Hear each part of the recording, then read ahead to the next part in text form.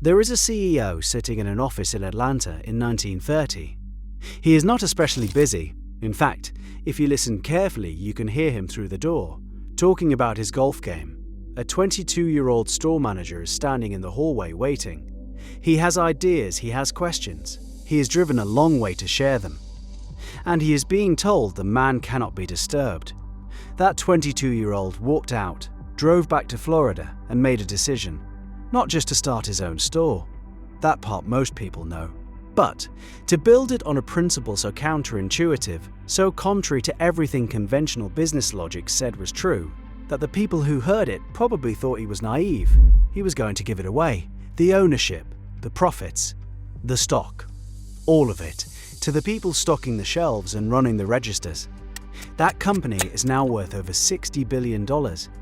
It has driven Winn-Dixie into bankruptcy, outlasted Albertsons in Florida, and built the kind of customer loyalty that Walmart's pricing power cannot touch. And the man who built it never took it public, never sold to private equity, never answered to a boardroom full of people who had never set foot in one of his stores. His name was George Jenkins, and the question worth asking, the one that takes 20 minutes to answer properly, is not how he succeeded. It's why giving things away was the most ruthlessly intelligent competitive strategy in the history of American grocery retail. To understand what George Jenkins built, you have to understand what he came from. He was born in 1907 in Harris City, Georgia, a farming town whose entire economy ran on cotton. When the boll weevil devastated the crops in the 1920s, the town essentially ceased to exist. His father moved the family to Atlanta and started over. Jenkins, still a teenager, stayed behind to sell off the remaining inventory and finish school alone. That detail matters. Before he ever managed a store, he watched a community collapse because it was built on a single fragile thing. He learned early what economic dependency looks like from the inside. By 1926, he was 18 years old and managing the largest Piggly Wiggly in Winter Haven, Florida. He was good at it, genuinely, measurably good. Weekly sales at his St. Petersburg store quadrupled in less than a year after he took over. He kept his store cleaner than the competition, better stocked. He paid attention to things his peers ignored. He also had ideas, lots of them. And then the chain was sold to a corporate operator in Atlanta, a man who, by Jenkins' own account, never once visited the store. Jenkins drove to Atlanta to share what he was seeing on the ground. He sat in a hallway. He listened through a door. He heard the new owner discussing his golf score.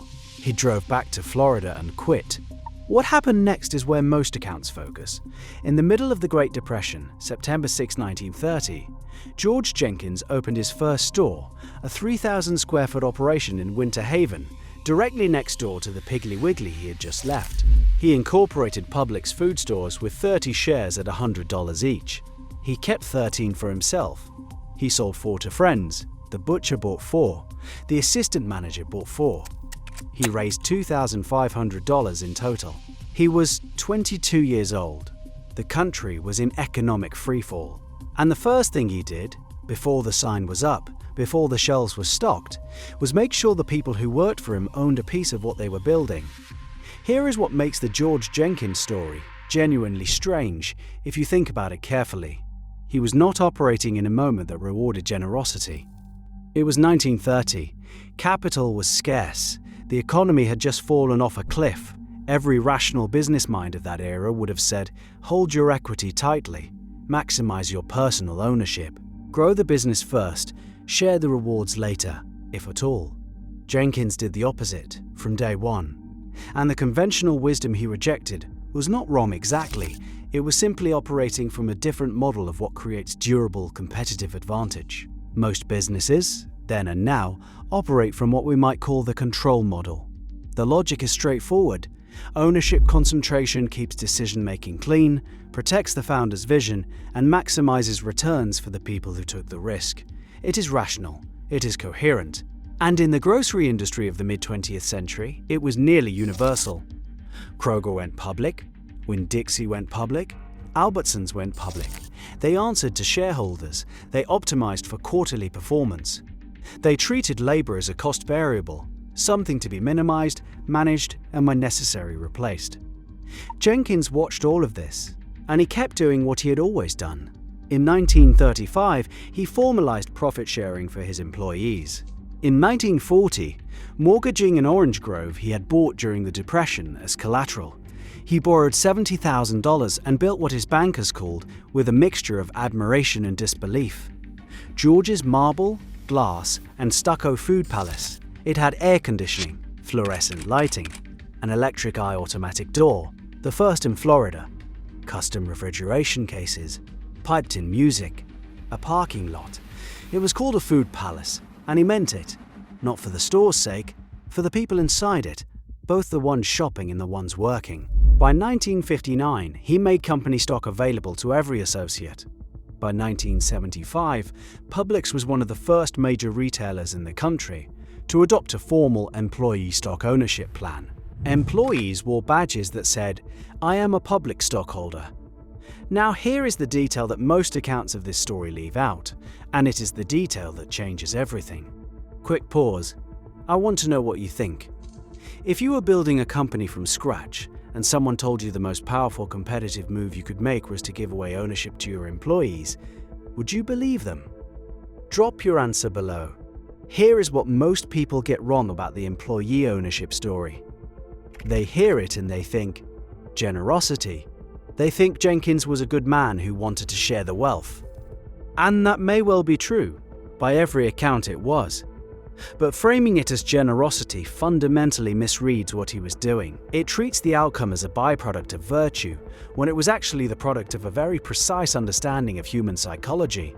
Jenkins understood something about incentive alignment that the spreadsheet-driven thinking of his publicly traded competitors could not fully capture. He understood that when a person owns something, genuinely owns it, not in the motivational poster sense, but in the "this is on my balance sheet" sense, their behavior changes, not because they are told to behave differently, because their interests and the company's interests have become the same thing. Psychologists call this a shift in locus of control. When your outcome is tied to the outcome of the institution you serve, you stop thinking like an employee and start thinking like an owner. You notice things. You fix things without being asked. You stay longer. You care about the customer not because a training manual told you to, but because a dissatisfied customer is, in the most literal sense, your problem. The numbers bear this out in ways that are almost uncomfortable. Publix's operating margin has consistently been nearly 2.5 times that of Kroger, despite paying its people well, despite the overhead of an ESOP structure, despite not having Kroger's national scale. The company has more shareholders than most publicly traded corporations, roughly 235,000 of them, the majority of whom are or were cashiers, baggers, meat cutters, and pharmacists. Long-time associates become millionaires, not metaphorically, actually. And here is the competitive consequence Jenkins may not have been able to predict in 1930, but which became undeniably clear over the following 9 decades. When your workforce behaves like owners, your customers feel it. It is not a policy. It is not a service standard that shows up in a training manual. It is the ambient texture of every interaction in every store, every day, created by 260,000 people who have a personal stake in whether you leave satisfied. Publix drove Albertsons out of Florida. It drove Winn-Dixie into bankruptcy. Kroger, a company with nearly twice Publix's revenue, has quietly avoided competing directly in Publix's core markets for decades. Walmart's pricing advantage, which dismantles most competitors on contact, barely registers. Because price is not why people go to Publix. They go because the experience is different. And the experience is different because the people are different. And the people are different because of a decision a 22-year-old made in 1930 when he walked out of a hallway in Atlanta. The moment that sealed it, the one that transformed a philosophy into a structure that would outlast Jenkins himself, came in 1975. By then, Publix was already dominant in Florida. The food palace had become a chain. The chain had become an institution. Jenkins was 67 years old. He had survived the Depression, World War II's material shortages, and every competitive wave that had reshaped American retail. And he made the move that would determine Publix's character for the next half-century. He formalized the employee stock ownership plan not as a perk, not as a retention tool, as a structural commitment, a legal architecture that made the ownership model permanent, transferable, and protected from the kind of outside pressure that dismantles these arrangements when founders are no longer in the room. This is where most founders fail, and it is worth understanding why. The failure mode is predictable. A founder builds something extraordinary. The culture lives in their head, in their intuitions, their relationships, their presence. When they leave, or age, or lose influence, the culture begins to drift. The next generation optimizes for different things. Outside capital arrives, incentives shift, what made the company special quietly evaporates. Jenkins built against that failure mode deliberately. He was not naive about it. He had watched the Piggly Wiggly chain change the moment corporate buyers arrived. He knew that culture without structure is just a story people tell about how things used to be. The ESOP gave the ownership model teeth. It meant that every new associate who joined the company would, over time, become a stakeholder, not by executive discretion, not dependent on a particular leader's generosity, but by legal design. The structure encoded the philosophy into the institution itself. His son-in-law, Barney Barnett, who later served as the company's vice chairman, described it plainly. George wanted his employees to be owners, and from the time he opened his first store, he encouraged associates to buy stock, because it gave everyone a vested interest in how the company did and made everyone a better associate. Jenkins suffered a stroke in 1989 that affected his speech and confined him to a wheelchair. He died in 1996, at 88. By then, Publix operated 541 stores across Florida, Georgia, and South Carolina, with $9.4 billion in annual sales. The company he had started with, $2,500 and 30 shares, was by any measure one of the great business success stories of the 20th century. But the more interesting question, the one with real weight, is not what he built. It is what he understood that his competitors did not, and more specifically, what they were afraid to do that he was not. Because the decision to distribute ownership was not costless. It meant giving up the equity upside that other founders captured for themselves. It meant trusting people with a stake in something before they had proven they deserved it. It meant building a structure that, once established, could not easily be reversed, even if future circumstances seemed to demand it. Jenkins made that decision anyway, not once, but repeatedly, at every stage of the company's growth. And the companies that chose differently are mostly gone, or diminished, or struggling to explain to their shareholders why the Florida market remains so stubbornly, inexplicably Publix's. Call it the ownership paradox. The conventional logic of ownership says, to have more, hold more. Concentrate equity, protect your stake, maximize what flows back to you. This logic is not irrational. It is simply operating from a model in which ownership is a finite resource to be guarded rather than a dynamic force to be distributed. What Jenkins understood, and what 9 decades of competitive outcomes have confirmed, is that distributed ownership does not dilute the company. It multiplies the people who behave as though the company is theirs. And in any business where the product is an experience, where the customer's perception is shaped by thousands of small human interactions every single day, that multiplication is worth more than any equity position a founder could hold back. The ownership paradox shows up beyond grocery retail. It is the logic behind the partnership structures that made McKinsey and Goldman Sachs formidable. It is why Costco, which pays its employees well above industry rates and treats retention as a strategic priority, quietly outperforms its discount competitors on nearly every long-term metric. It is why the best engineering teams in technology are not the ones with the highest salaries.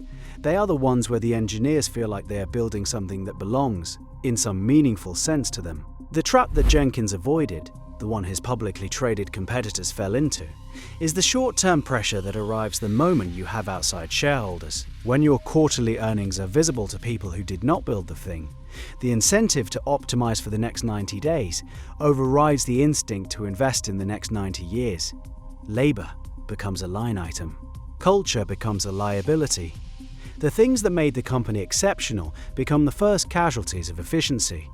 Jenkins never faced that pressure because he never invited it in. He stayed private, he grew slowly, he reinvested. He let the structure protect the culture rather than hoping the culture would survive without it. Now here is where most people stop. They hear the ownership paradox, they nod along, and they apply it to grocery chains and not to themselves. But the pattern Jenkins identified is not industry-specific. It runs through every organization where humans show up and decide, consciously or not, whether they are acting like owners or acting like employees. Here is the moment to watch for in your own business. The next time you hesitate to give someone genuine ownership over something, a project, a process, a decision, and your reason is that it might not be done exactly the way you would do it, pause. That hesitation is the trap announcing itself, not the trap of giving too much away, the trap of holding so tightly that the people around you stop caring whether the thing succeeds because they have correctly understood that it was never really theirs. The habit is simple. Before you say no to shared ownership, of responsibility, of credit, of actual equity, ask one question: am I protecting the company or protecting my control? Jenkins knew the difference. The companies that drove him out of business never did. George Jenkins was asked once how much he would be worth if he hadn't given so much away. His answer was 3 words. Probably nothing, he said. He wasn't being modest. He was being precise. The companies that held everything ended up with nothing worth holding. The company that gave it away is, right now, the largest employee-owned business in the United States, with $60 billion in annual revenue and 260,000 people who have a personal financial stake in whether your sandwich is made correctly. Think about that the next time someone walks you to the product, instead of just pointing. If this kind of analysis is useful to you, not just the history, but the patterns underneath it, the psychology behind history's business decisions, then the deep ledger is where that conversation lives.